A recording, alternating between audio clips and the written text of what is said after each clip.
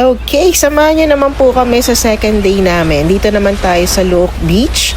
Actually, hindi po ito kasama sa itinerary namin for day 2. Kaya lang dahil sa masyadong malakas yung alon, dito na lang po kami muna dinala. So, mula sa hotel namin, mga 1 hour and 30 minutes. Yan, aqua green. Ganda. Bago lang daw to, mga last year lang.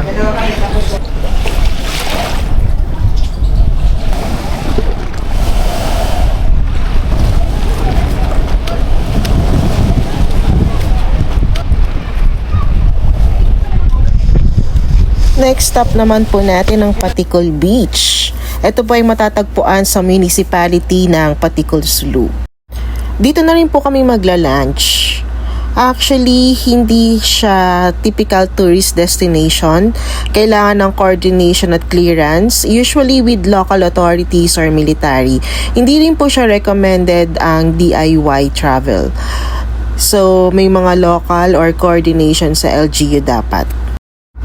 Kung mapapansin po ninyo, hindi rin siya commercialized. Simple at wrong experience. Perfect kung gusto mo ng peaceful at probinsya style na beach. Wala masyadong establishments like resorts, kainan. Hindi rin siya typical na tourist destination kasi kailangan ng coordination at clearance, usually with local authorities or military. Okay, next naman po natin ang Budatu. So, sa mga nakaraang taon, ginamit ito bilang taguan ng armed groups. Madalas itong naging focus ng military operations dahil sa lokasyon. Kailangan din ng official clearance at coordination. May security risk kaya hindi advisable magpunta basta-basta.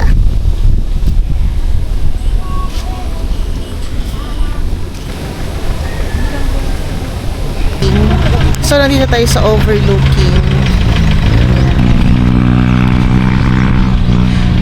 Ito yung heart shape.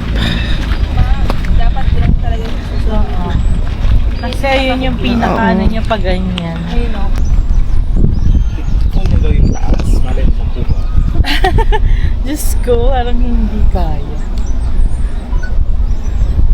Ano yung ginagawa doon? Kalsada. Parang wala namang kalsada ron.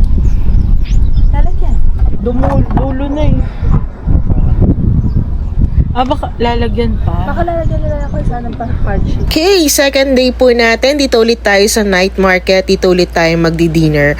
Ano nga bang makikita mo sa Sulu Ramadan Night Market? Sobrang dami po. May makikita ka ritong rice meal, beef, may mga biryani, meron din po silang mga kakanin at sweets.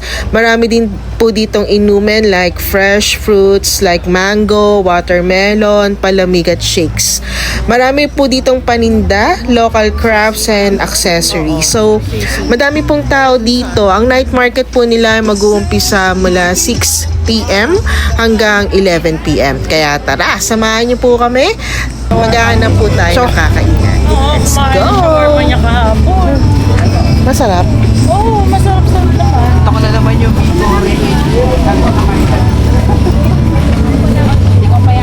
Siguro dapat itong kinakain na kaagad.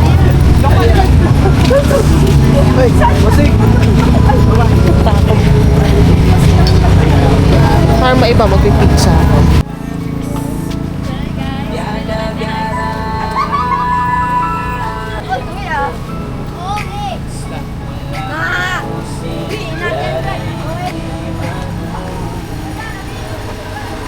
Hotdog. May midnight snack mo, hotdog. May pastil. Ang gusto niya yung isa nga.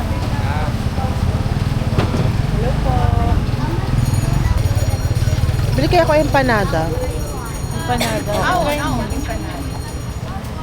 Try daw niya empanada.